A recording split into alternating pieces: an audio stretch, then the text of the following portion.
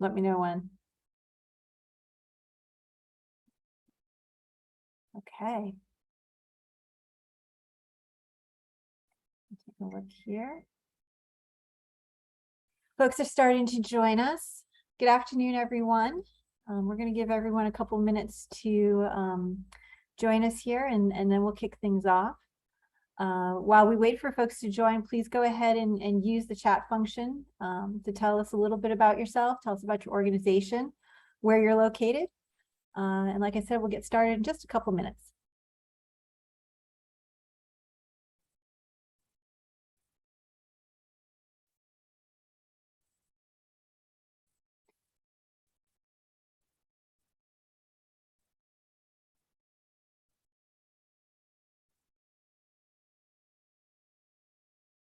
All right, we've had a bunch of folks join just in the last 30 seconds. This is great. Hi, everyone. We're going to get started here in just a couple moments. We're giving everyone a chance to jump in. While we're waiting, please introduce yourself in the chat. Tell us a little bit about your organization, where you're located, and we'll get started in just a couple minutes.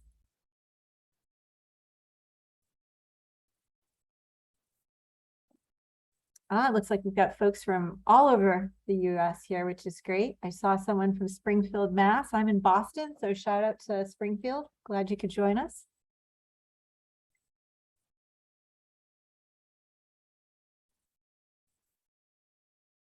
All right.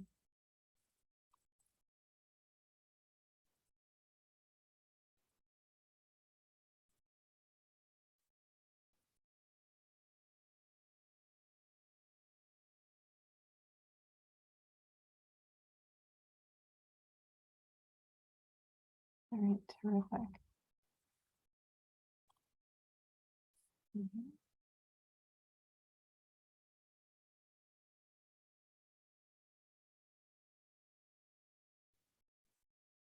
All right. Why don't we go ahead and get things started? All right. Well, welcome everyone. Hope everybody's having a great week this week. My name is Mary Krogan. I'm the VP of Product Marketing here at Bloomerang, and I'm really excited to host our Thought Leadership webinar today. This is a forum where we bring together amazing folks like our guests, Ephraim Gopin and Rachel Werner, so they can share their expertise and experience with all of you and help us create thriving nonprofits. Today we're talking about a really interesting subject, leveraging the information from your grant application in ways beyond the application. How do you bring that information into the equation to support your marketing and your fundraising efforts? So super excited to dive into that today. Before I turn things over to Ephraim and Rachel, I just want to take a moment, review a couple of housekeeping things for all of you. We are recording today's session, and you'll receive the slides along with a link to the recording and any other resources we have via an email later today. As you have questions, please go ahead and submit them through the Q&A tab here in Zoom, and we'll address and hopefully respond to all those questions at the end. And we encourage you to feel free, follow along, share any interesting advice or thoughts that you might have on Twitter. You can see the handle and the hashtag right there on the screen. Okay. Also, for those of you that may not be familiar with us, Bloomerang is a donor relationship management platform, and we're focused on making fundraising as easy as possible and helping you foster authentic relationships with your donors so your nonprofit can thrive. And not only do we have great software that helps you acquire and retain and engage your donor community, we also have a great offer this month. We're offering a buy now, pay later incentive for folks that sign up with Bloomerang. So definitely take a moment, check out our solutions and the details on the offer a little bit later on. But for right now, we're going to focus on our guest presenters, Ephraim and Rachel. Rachel Werner is the owner and CEO of RBW Strategy. It's a woman-owned consulting firm located in the DC area. She leads a virtual team of consultants that provide grant, fundraising, project management, strategic planning support to not only nonprofits, but also in the public sector and for-profit clients. She's actively involved with the Grant Professionals Association and the National Grants Management Association. And she regularly conducts in-person online trainings at national, state, and local conferences. So we're very excited to have Rachel with us. And she's joined by Ephraim Gopin. He is the founder of 1832 Communications, which is an agency that helps nonprofits build more relationships so they can raise more money, serve more people, and have more impact in their communities. He's a publisher of the popular daily nonprofit newsletter, Your Daily Dose of Nonprofit, and is the founder of the Weekly Send, which is a free 5-minute per week video series that goes out on Fridays, and it helps nonprofits upgrade their email fundraising and marketing efforts. I learned a couple interesting things about Ephraim. He's a new recipe cooker. He's an 80s pop music and culture master, and the proud father of 3 young adults who enjoy taking road trips with him, but are not really all that thrilled with his selfie taking abilities. So welcome to you both. We're really excited to have you here with us today. And with that, I'm going to pass the baton over to Rachel. Well, hi, welcome everybody. Thank you for joining.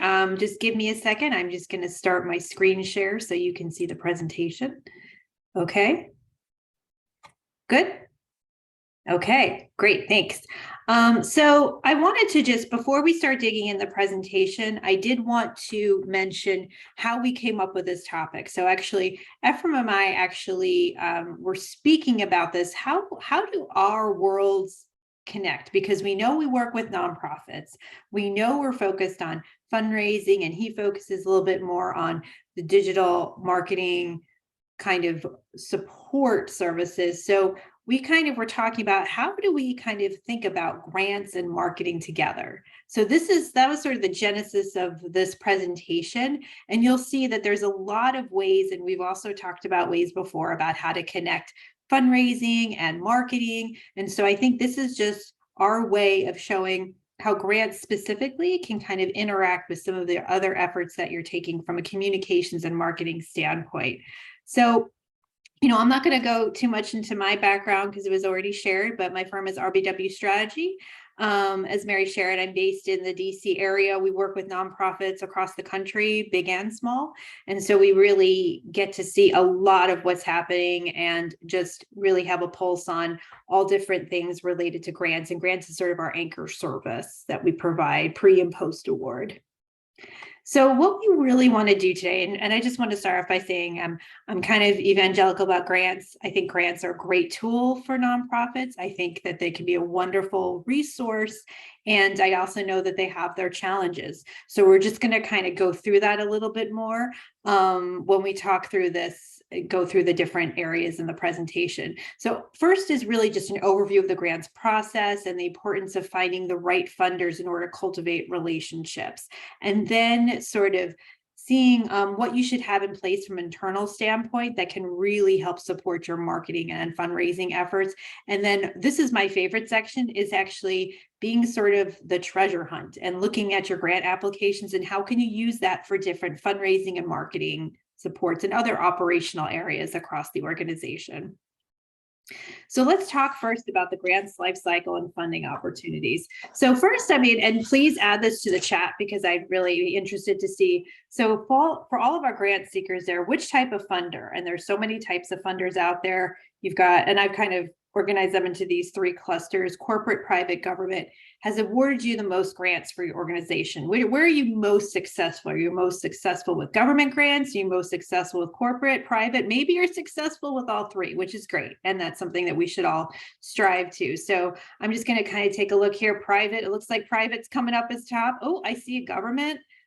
Oh, corporate, government. I see somebody that's got private, community, and government. Wow, it's a great mix. So that's really wonderful. So clearly, you've had some success in different areas, and you know that for those different types of applications, there's very different processes and areas that you need to have in place already. So we're going to quickly go over the grant's life cycle. There are 5 phases. The one that I'm going to focus most on today is the first phase, which is the research and strategic planning phase, which is where that's really setting up your organization for success and what tools you need to have in place. And that is really the backbone for all the other areas. And I think that what's really important is that most people tend to focus on the application development with grant seeking, but I actually think phase 1 is the most important phase. And why it's important to understand that, because you really need to understand where your strengths are in these different life cycle phases. Really helps you understand, where you can improve, where you can leverage partners, and also the process and resources that are needed. So basically doing a holistic view and seeing where you need to expand your efforts, where you might need to outsource, or where you might need to leverage other people within your organization or other stakeholders to really help you through that whole grants process. And as we start thinking about grants, why do we go after private and public grants? Well, we know that there's a huge influx of funding through the government right now with the American Rescue Plan Act, or ARPA, as I'm sure you're all familiar. And also there's the IIJ, the Infrastructure and Investment Jobs Act. I think that I have to double check, but I think that's the correct one, IIJA. And that's another huge source of federal government funding. And that is going to, continue to fund through different agency programs. And so because of that, a lot of nonprofits are trying to throw their hat into the ring who might not have been a recipient of funding through these different ARPA-related relief funding efforts. And it serves as a launching pad. So perhaps it can fund and spearhead some of these new initiatives, or perhaps if you're able to receive general operating support funding, that could help, augment what you're doing and enhance your support, and also provide some relief when you have some other project funding basis that you receive. And also just let's talk about this sector a little bit. So when we talk about grants, I was talking about it from the recipient side, but what about from the funder side? And some of the changes that we have seen as a firm with regard to the past 2 years is obviously relief funding for COVID-19 and support of IDEA or DEIA funding for inclusion, diversity, equity, and accessibility.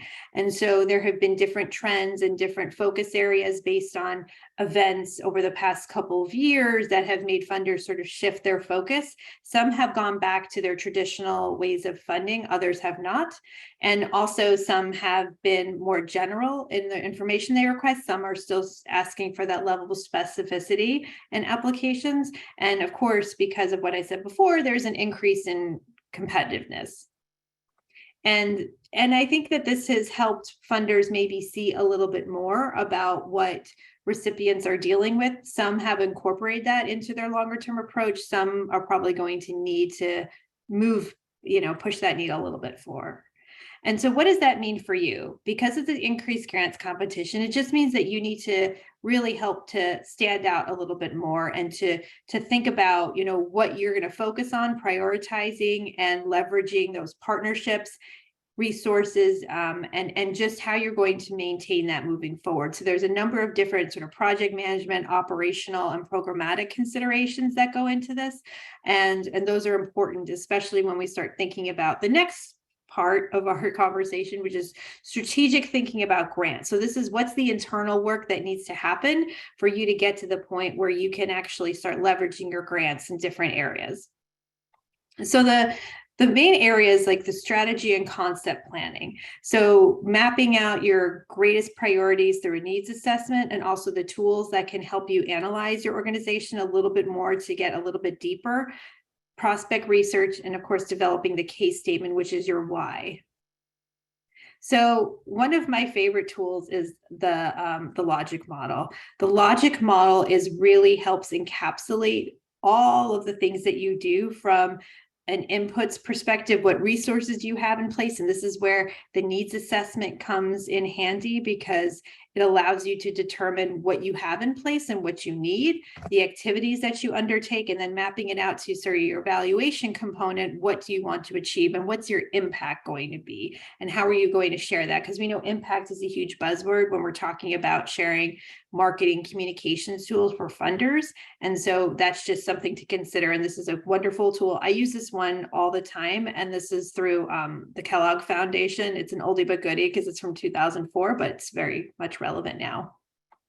And this is another sort of thing, and we've done this virtually with clients, called the SOAR analysis. So this is sort of a positive spin on the SWOT analysis. So instead of strengths, weaknesses, opportunities, and threats, this is strengths, opportunities, aspirations, and results.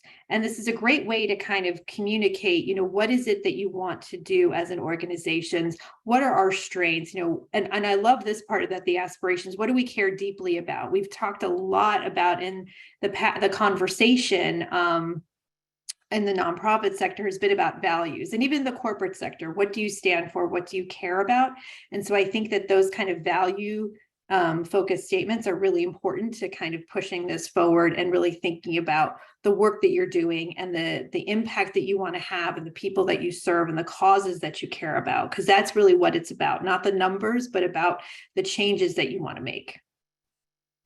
And then in terms of gathering that information from an internal perspective, it's now figuring out, okay, here's the things, and putting those sort of strategic priorities together. It's, well, how do we kind of figure out what funders are the right fit? Well, that's where the prospect research. And I can say that one of my favorite tools that I use is Instrumental, which is a great resource for finding funders. There's a lot of great tools out there, but I personally, our team really likes using this tool because it can gather information on government and other corporate private partners, and even some donor advised funds as well. And what your goal is to figure out, are these the right fit? Because you don't want to find prospects that aren't going to be aligned, that don't accept new funders, or that their giving areas are completely misaligned with your mission. And so this is the opportunity for you to really understand and evaluate if these are the right sources for you. And based on the values and the strategic priorities that you've identified using the needs assessment, other tools that you put together, is this going to be the right funder to propel your mission forward? And also, and this is really important, I think that Ephraim is going to talk about this a little bit more in his area in terms of the connection with funders and communication, is how do we sort of build and can sustain those relationships? And a lot of that is just based on, are you a new funder, or is this a new funder, or is this an existing funder? So I think the maintaining the communication and ensuring that you're continuing to engage them outside of an ask, but just more of a progress update, and also sharing any potential information about site visits, and just reminding them why their support is relevant, and sharing feedback from those who have been in the programs that they've supported. So just sort of that ongoing sort of communication. And then in terms of the second part about stabilizing the grant funding management plan, is just sort of ensuring that you continue to go after that funding if that's part of your revenue stream, and just making sure that you have an internal infrastructure in place that you can manage those grants. And then, of course, with the work itself, this will kind of segue into when we talk about the case statement, is your why. What exactly is it that you're sharing with funders so that they understand and can really follow the journey that you're taking. And as I said here, the basic question that you're trying to answer is, what will compel a funder to give? And I think, as I saw in some of the responses before, people are successful with different types of funders. Perhaps a family foundation might want a more storytelling approach, whereas a government funder wants you to respond in a specific manner to meet the criteria.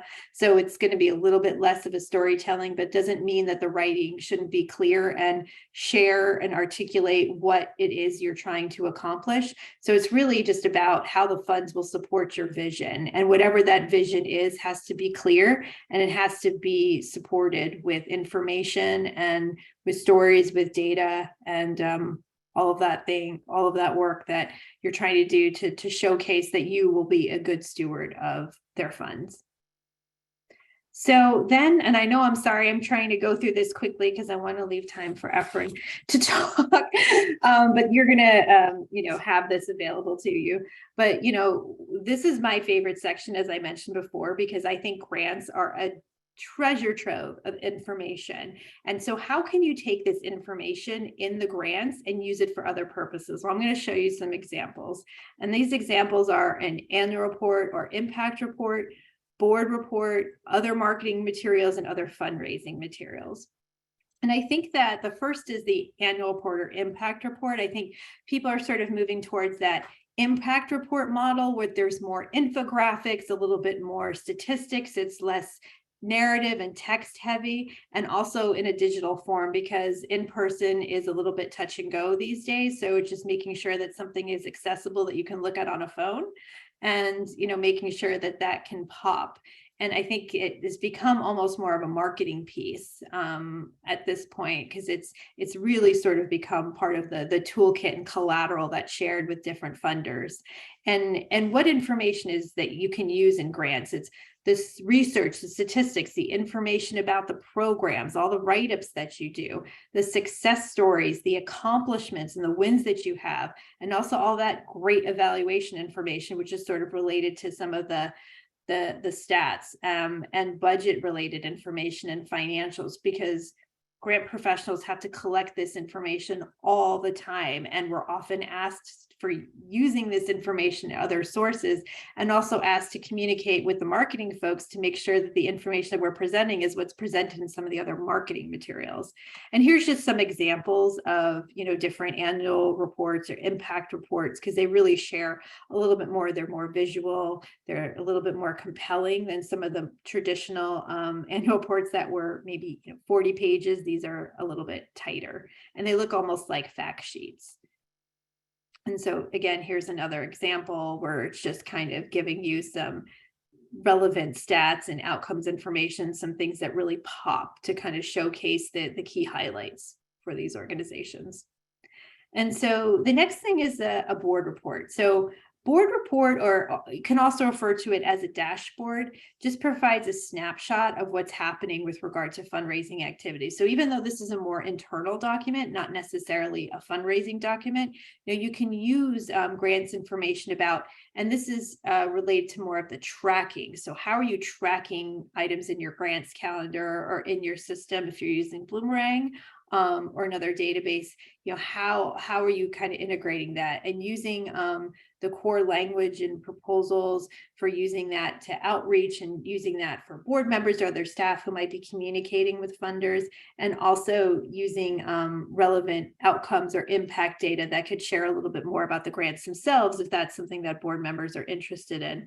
And these are just examples, and a lot of these are based on financials and revenue and that kind of thing, but there could also be relevant related to, because over here it talks about early childhood enrollment on the bottom left, and that could be something of interest in terms of the actual data that can showcase success, the outcomes or the outputs that can really show what's happening within the programs and give that a snapshot. A lot of that can be found in some of the grant applications as well.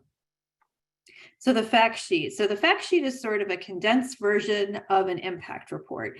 And, even it's because sometimes the impact report can have a little bit more text. The fact sheet is really just a one-pager, and usually it's statistics. It might have some accomplishments, but usually they're either numerical or in an infographic format, and also budget and financials. So, these are just two examples here that showcase, what fact sheets are. As you can see, the one on the left is more text heavy, and the one on the right is a little bit more visual with less text. And there is no right or wrong. It really is what is best for your organization. How do you tend to share information?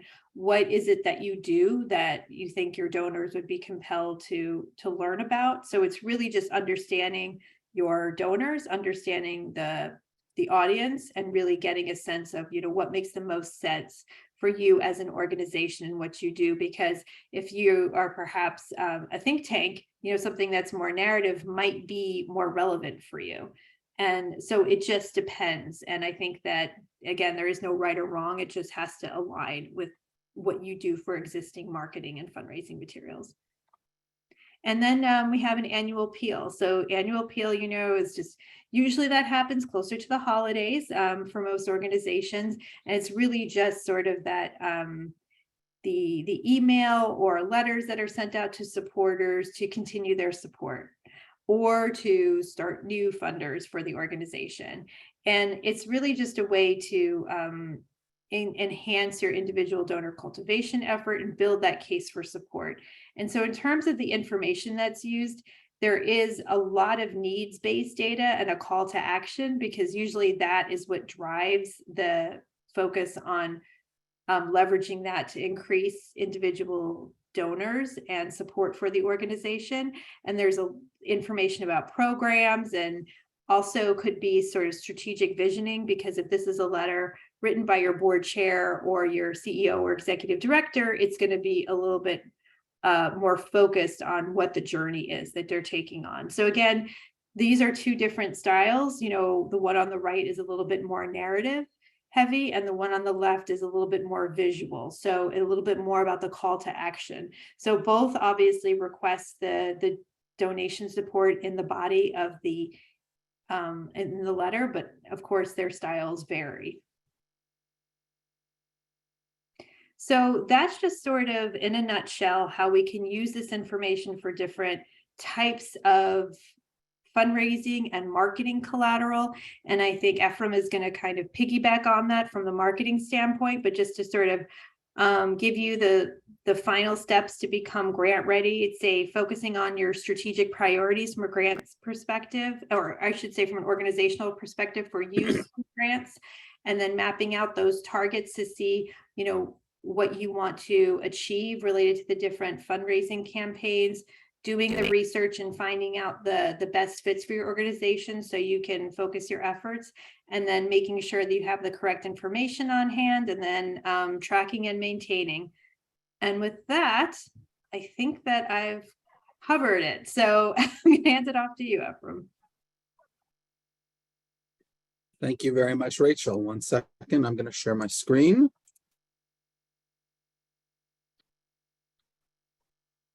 And there we go.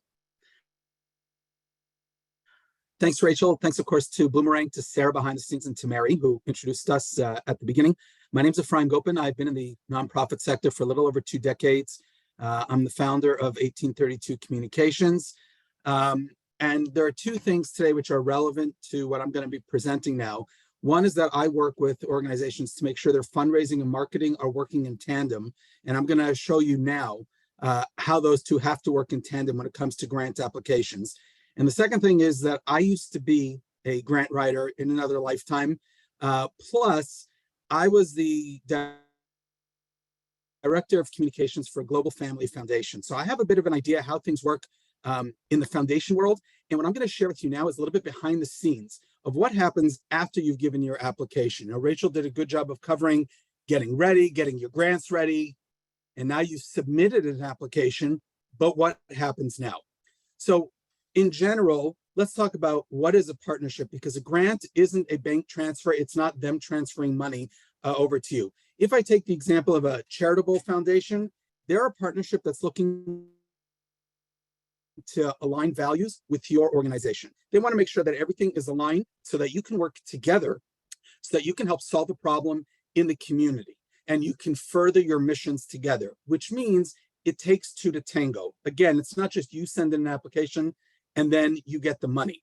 And so your application only becomes now one part of the process of what's going to happen once you've hit the submit button and sent it off to that foundation. When I say foundation, I just want to make it clear, I'm also talking about corporate foundations as well.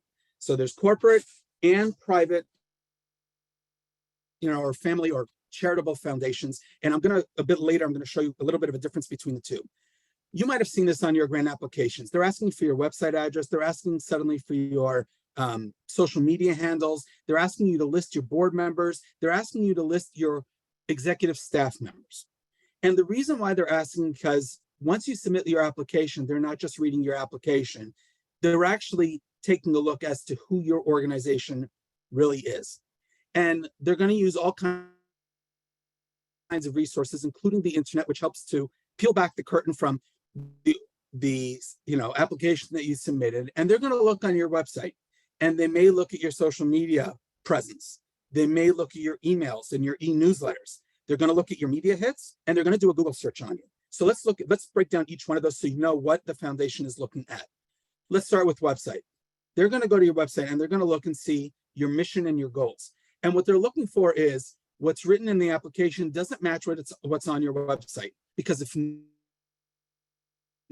not, they've got questions. And that's one of those places where fundraising, the application, has to work with your marketing, your web do as an organization.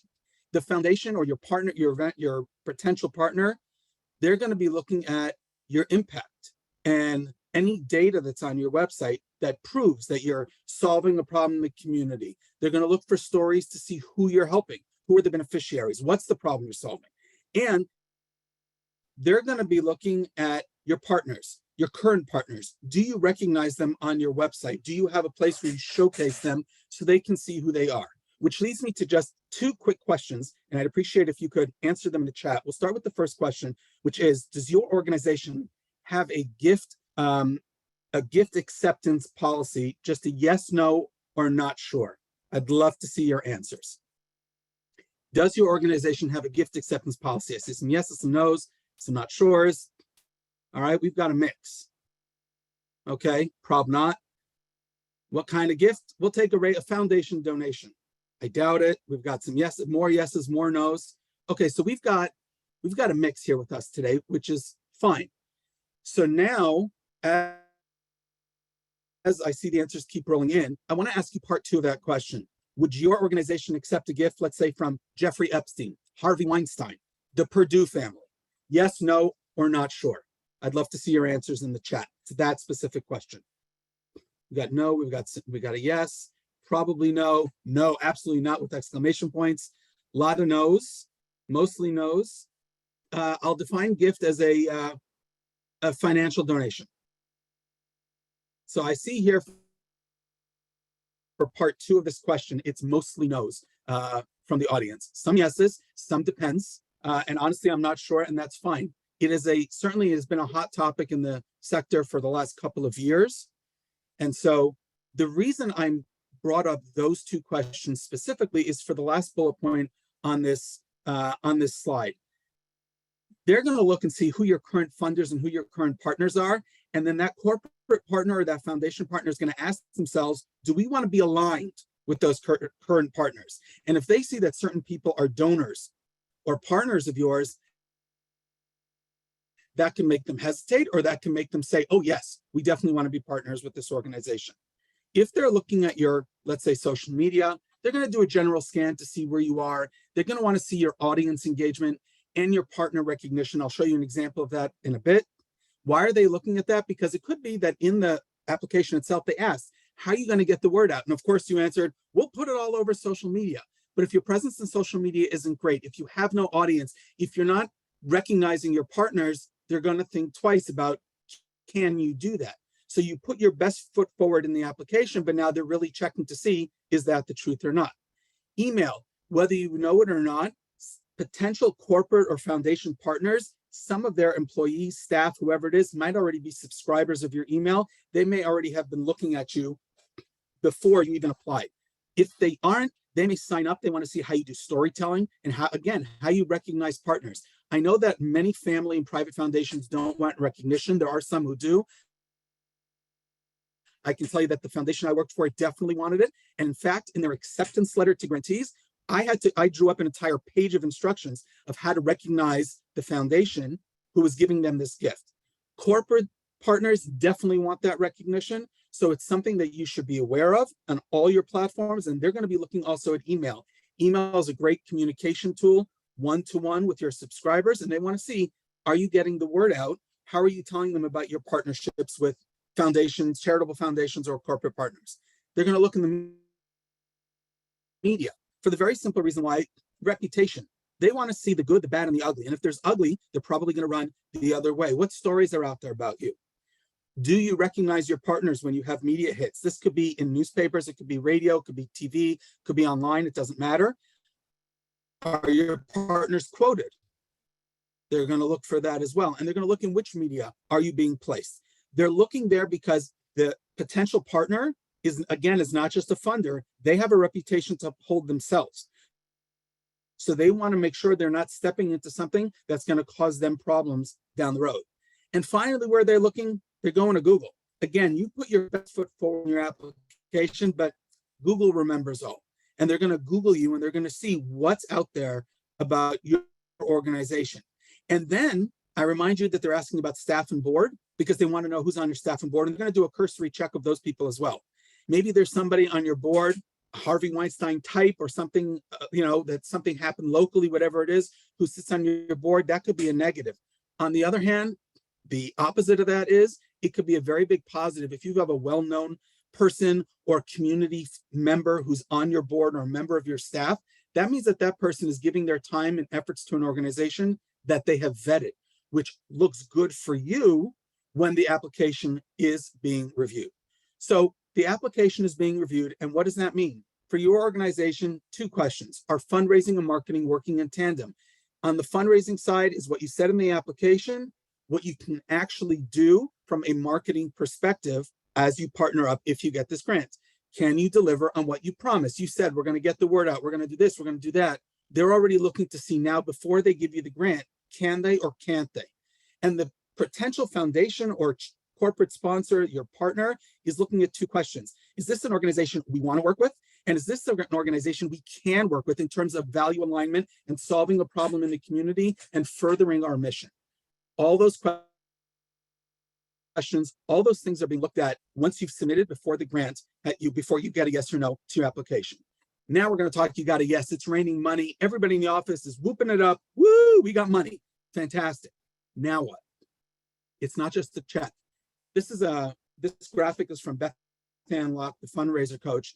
And you can see here, I'll start at the ask. You got the grant. That's great. You got to give proper gratitude. You've got to do your reporting, as Rachel mentioned, with the ongoing communications with that partner. And then we go back to this cycle again of involve, cultivate, and asking again. The goal here is not a 1-year, one and done. You want to build that relationship so that it continues year over year. And therefore, once the donation comes in, it's just the beginning. This is for all fundraising and grants, especially. Donations are not the end of the road. It's just the beginning, as you can see here with this cycle. So let's talk a little bit about recognition. Why do they want recognition? Why would they ask you to get the word out about this partnership? A, some want it, especially if they're a business or a corporation. They want to show good corporate responsibility in the community. Number 2, it opens more doors. If you think about it, if I am Corporation X and I come to your website and I see you're partnered with Corporation Y and Z, that could lead me to inquire about you and say, hey, we'd like to do a program with you as well. So your corporate or foundation partners know that recognizing them opens more doors for you down the road. So it means one donation could lead to many, which is obviously great. From the QGIve Generational Giving Report, we know that millennials, for example, I'm taking that specific audience, millennials will go to a business where they know that some of the money or part of the proceeds are going to an organization. So let's say you partner with a business and you're going to get 10% of the sales or whatever it is. Get the word out about that, because millennials say that that's like giving a donation to your organization. So you want to recognize that partnership because it'll spur your millennial donors to potentially go out and buy, and now they know a donation is being given to your organization. And finally, recognition is part of ongoing cultivation and stewardship, like you do with every single, donor, your monthly giving donors, your annual donors, your major donors. You need to do it with your foundational, your corporate partners, and continue to cultivate the relationship. So again, it goes year over year over year, and it continues. It's not just a one and done. So to give you some examples of what that recognition could look like, you could do this on your website where you just have the, the logos, like on this website, the Yesh Tikva website. You can do what the Ronald McDonald House Charity of Arkansas does, where they have a list of all their different partners and different levels. They put their logos, and I want to point out Amazon and McDonald's. I'll explain why in a second. And here's more from their website. And here I want to point out FedEx. Again, If I'm coming to the website, you've applied to my corporation, to my business, to become a partner with us, to get a grant. I come to your website and I see McDonald's, Amazon, and FedEx has vetted your organization. And not only have they vetted, but they are a partner with you. That's going to give you great reputation points, we'll call it, with the potential partner. They are looking for this, so you want to get it out there. Again, as long as the partner allows you to put it out there, get it out there because other people are looking for it. You could do here what the Corporation for Supportive Housing did on their website. They have a funder spotlight. It's a page about the funder, and it's not only about the funder, but it's also about the partnership that they have with the organization. And this is how they highlight their partners. So it's not only just a logo, now it's even more. You can learn how deep the partnership is and what your organization is trying to do together with this partner. In terms of email, this is from the Fraxa Research Foundation. They got a challenge grant from the Robert and Artist James Foundation. So they sent it out to all their subscribers and let them know that this challenge grant existed. And they included, this is a nice little touch from Ralph James, who works at the foundation. They have his picture and they have a quote from him. So this is just a nice way of recognizing that this foundation is partnering with the Fraxa Research Foundation. In an email, and this comes from the Learning Partnership in Canada, they take a paragraph here to thank their corporate partners, Spin Master, CIBC, which is a big bank, Appletax, and BlackBerry. For those of you who are wondering, yes, BlackBerry is still a company, even if none of us carry a BlackBerry anymore in our pockets. But they did something nice here at the bottom from CIBC. They shared a video from Tim Rose, who is CIBC Senior Consultant for Accessibility. And he talks about the importance of student innovators as the next generation to learn, grow, and teach us, the older generation, how to be innovative. So what they've done is now a call to action about the partner. They've created a video with that partner, and it deepens the relationship because now more people are going to find out about the good work that CIBC is involved in the community. The same organization, the Learning Partnership, they did this here again in a separate email with their partners, but now they added this paragraph because, and I go back to what I started, it's not just a bank transfer. They talk about their sponsors and partner organizations. They don't just support us with generous funding, but they engage their employees. Their employees made connections with about 100 students in grade 7 and 8 who are future innovators, inventor mentors, they called them. So now you get a sense as a reader of this email that these sponsors, these partner organizations aren't just sending a check. They're deeply involved and they want to solve a problem. They want to do better in the community and they want to make the community better together as a partner. Social media is pretty easy. Again, this is from the Ronald McDonald House in Arkansas. They wanted to point out that they got this funding from a foundation and they simply put this up on Instagram. They've got a picture. They said thank you to them here in the content. And it was celebrating the 36th Ronald McDonald Care Mobile that provides full service dental care to children. Real short, sweet, and to the point, but great recognition. You could do this on Twitter. I alluded to this a little bit earlier. This school, Austell Elementary in New Orleans, they thanked FedEx and Operation Warm for providing a generous donation of shoes and socks. You can see here the kids holding up their donations. They put a picture here of the volunteers and the people who work at these two organizations of FedEx and Operation Warm. They tagged them here on Twitter. Real simple to do, but you get the word out about this partnership and what's going on. Another one is from the United Way of Bruce Gray. They had a partnership with the Community Foundation of Gray Bruce. They put together this graphic, they posted it on Facebook, and they let everybody know, hey, here's a partnership that we have. Again, it's nice recognition to get out to your audience. And by the way, you don't just have to confine your recognition to just one medium. You can do website and email and social. And printed materials, you can do them all. There's no reason, unless the partner says we only want this. Blog, Nocturne from Halifax in Canada. Shout out to to the Canadian attendees, former Torontonian here. They didn't just tell you about RBC, Royal Bank of Canada, being a partner. This partnership has evolved over 5 years. So you get the idea now that this is a long-term relationship that Nocturne has invested in and built up so that RBC is partnering with them year after year after year to sponsor and help their festival and to help their artists that show work at the event. If you're going to do a media piece, Here's a simple one. This is from an organization in Arizona. They went to a local paper, the City Sun-Times, and they spoke to the journalist. They got an article in the news about this grant that they got from the Arizona Food Bank Network. Real simple, but it gets more eyeballs on who the Singletons is, their organization, and more eyeballs on the partner, Arizona Food Bank. So it enlarges the network of both and who knows about these two organizations. And so now if I've talked about recognition, because again, this is an ongoing relationship, you have stories to tell, you want to get those out there. I want to give you, just to end with, a little bit of pointers in terms of being media ready. When you have a story that you want to share, and I'm talking specifically a story related to a corporate or foundation partner, first of all, don't spray and pray. Don't email 3,000 journalists in your area. That's not going to help.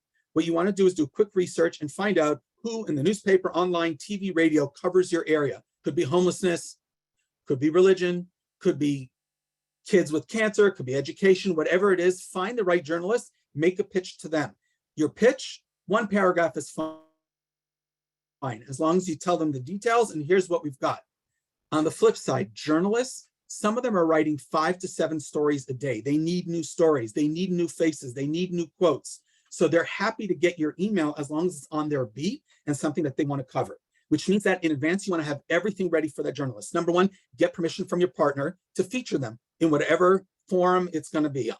Number two, figure out who your spokesperson is going to be.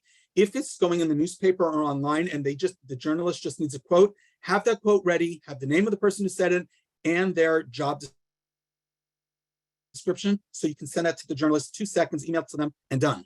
You need to know, is the beneficiary going to be speaking or be quoted, and who that person is, and get them ready, maybe to talk in front of a camera or talk to a journalist for a newspaper piece. Is your partner going to be quoted? You have to give them a heads up and tell them, hey, you're going to be on camera or on the radio or wherever it is. We'd love for you to be part of this. And this is a great way to get recognition for your partner. And then the prep also includes having all the data, your impact, your quotes, your stories at the ready. Because if a journalist gets back to you and says, hey, I need this, you want to be able to turn it around like that, get it to them by email. That's, by the way, how you build relationships with journalists. If they see that you're able to get them stuff quickly, they're going to come back to you later on because they want to work with people like that. So again, from me, thank you to Bloomerang and thank you for attending. This is how you can get in touch with Rachel and I, although I believe that Sarah's also going to add the contact info to the chat. I'm going to stop sharing and hand it over to Bloomerang for Q&A. Rachel and I, of course, are more than happy to answer any questions you might have.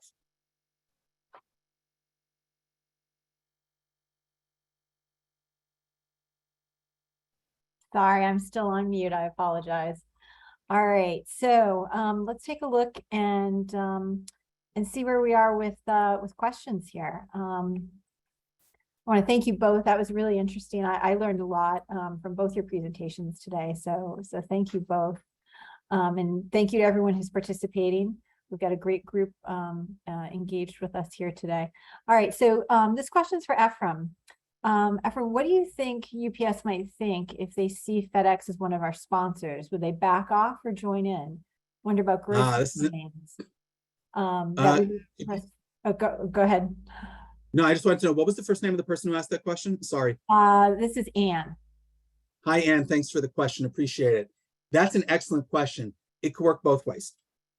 Okay, there's good press coming for, let's say, FedEx. So UPS, well, you know, we're competitors. We don't want to join them. We have other areas we could give into. On the other hand, they may want to join on the bandwagon. If you think about your larger organizations, the real larger ones, they can have multiple partners and potential competitors because there's plenty of room with all kinds of different programs for this one to support program A and this one to support program B. So it's very possible you could have competitors. Is it likely? Not necessarily, because again, they're competitors, but this is charity. It's corporate social responsibility. And I think that today, that's one other thing I would just add. Today, corporations are very aware that their customers expect corporations and businesses to be socially responsible and to take a stand on social issues. So if that means that UPS and FedEx have to get together and issue a joint statement and support a joint program, nothing wrong with that. And in fact, that might be what ends up happening. So I know that my answer is a bit wishy-washy. It's a yes or no, but I won't go one way or the other, both possibilities. All right, Anne had a second part to her question, Ephraim, and it was asking about grocery chains that we request funding for our food bank. Do they want to know that their competitors are also supporting us? Well, this goes back to the original question. Do you have to recognize your partners or not? Some partners are very quiet. They don't want any recognition at all. Some want it. So if you have competing grocery stores in the same area for your food bank, and, again, they're going to ask who your current funders are, I would have an open conversation and say, look, I'm just going to take two examples, Stop and Shop and Wegmans. Okay. So Stop and Shop is a current partner of ours. I would tell Wegmans that. I wouldn't hold back, because the bad thing that could happen is you didn't say anything and then they only find out afterwards. And that could create a little bit of friction in the relationship, which you're desperately trying to avoid. Your goal is to have a strong connection, build a great, lasting relationship. Be upfront, tell them this is who we are, but we are a food bank. We would love for you to join our efforts and be part of solving this problem in the community and providing food for those who need it. We'd love for you to jump on board. If you want to be part of a different program or something else, we're happy to talk. We have options available. Great. Nancy asks, are there any specific differences when our nonprofits work is overseas?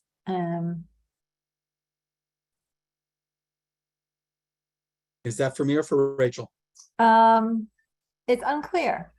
So maybe you can both weigh in from your respective points of view. Rachel, why don't we start with you? Sure. And I'm not sure in reference to maybe grant seeking. I mean, of course, there's differences in the types of funders that you're looking at if you're looking at international versus ones based in the US.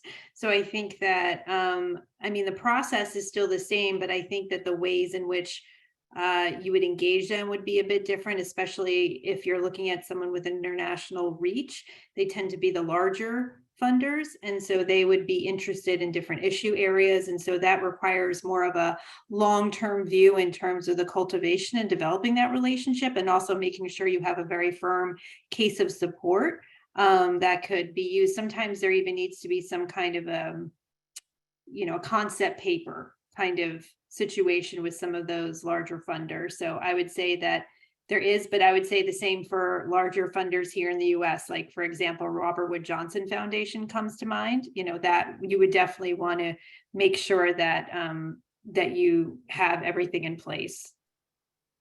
Great. Ephraim, what about from your point of view? Does it matter? I actually worked in a global family foundation, so they were all over the place. And so it does matter. At least you need to know what that foundation does in country X and in country Y and in country Z. Be on top of that to build that, to build that partnership. If you have program X, but it doesn't match up with what they're doing in country Y for an international based foundation, that's obviously going to create a problem. And no, you're not going to, the chances of being funded are much less. So I would say it is important at least to know who they're funding, where they're doing their funding, and then see if there's alignment there. Makes sense. All right, Marley's asking, I saw one of your social media posts recognizing the sponsor only had 5 likes. Does it have value still to the sponsor? Thanks, Marley, for the question. First of all, I'm not going to get on my soapbox and tell you that likes is a vanity metric that I'm not worried about. I'm going to talk to your question specifically. They're not necessarily looking at the number of likes, the number of retweets, the number of comments on it, although that might be something they're looking at. They just want to see that, A, as I showed you in that example from the school in New Orleans, you're getting it out there. You're recognizing it, and you're recognizing the gift. The fact that there may have been less engagement, where they're going to look at engagement is on other posts. When you put out something about your organization, when you talk about impact and data, when you tell the story of one of your beneficiaries, is that leading to comments and replies and retweets and reposts that people want to share with their network? And that's what they're going to be looking for. So they're looking for the engagement that's being shared more broadly, or engagement, that one-to-one communication. So I'm going to worry less about the metrics, the data that's there, and more that it's actually that the engagement is actually happening. Great. All right, we also have a question from Marianne. She's asking, should you treat small funders the same as large ones when planning for recognition? I'm going to let Rachel start with that one. Yeah, sure. I mean, I think it kind of goes to Ephraim's point before of how do they want to be recognized? And I think some want recognition and some don't. So I think you really have to understand the funder. I don't think it matters, in terms of how you want to recognize, because I think that they have value and they're providing funding for your organization. Because I think sometimes there's the need to just focus on the bigger fish. But what about the smaller fish that can maybe eventually increase their gift over time? I think you have to value them in the same way. So I think it's about making sure that you recognize them. For instance, me as an individual donor to some of the organizations that I support, if I get, some kind of acknowledgement or some kind of continued engagement from them, it is going to give me more of an opportunity to learn more about the program, so that I want to continue funding them. But if there isn't that, because they say, well, you haven't reached this dollar threshold, then it's not worth treating them in the same way, then it's not going to lead to the longer term sustainability that you want. I'm going to co-sign on everything Rachel just said, and I'm going to put my fundraising hat on for 1 second, Marianne. In all my fundraising years, I treated $10 donors like I treated $10,000 donors. A, you never know when a $10 is going to turn into 10,000. And B, in tough times, and I'm not going to discuss the current financial situation, but in tough times, who sticks with you and doesn't go away are your $10 donors. So if you have a solid base of those low donors, the smaller donors, they're going to stick with you through thick and thin. So I think when it comes to funders, it's the exact same thing. Treat everyone the same, give them the right recognition, the right gratitude, the ongoing communications, as Rachel mentioned. The goal here is to build a relationship, whether smaller. Great, that makes a lot of sense, Ephraim. I think we have time for one final question, and this one I just saw here in the chat. Julie says, we're currently working on an annual report. What are the data points that are most impactful to highlight for possible funders? Ooh.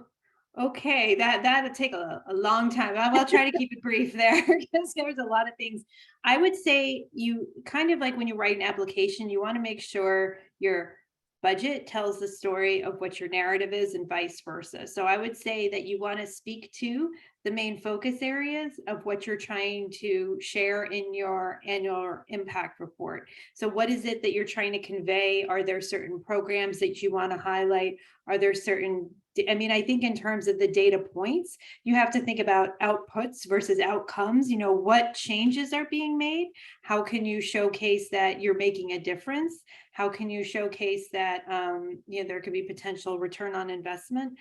How can you showcase that through stories? Because I think that's another thing too, is that the numbers are one thing, but they could also align with a compelling story to engage readers. Even just a brief call out box to demonstrate a success story for someone who has participated in the program that speaks to some of the data points you're trying to share. So I think that you want to be selective and focus on the things, not just that show improvements, but maybe even growth over time. So I think that those are the kind of things that really will help elevate the message a bit more. Terrific. All right. Well, I would like to thank both of you for joining us today. I really appreciate your time and all the great advice and guidance that you shared with the audience. Just really, really, really great stuff. And for all of you that have attended, thank you so much for taking the time to join us and for participating and engaging in the conversation. As we close out, I just want to let you know, it's out of here, sorry. That our next webinar is on September 29th. Rachel Clemens is joining us to talk about measuring the effectiveness of your marketing campaign. So we hope you all can join us for that. So again, thank you so much, and we hope everyone has a fantastic day. Take care.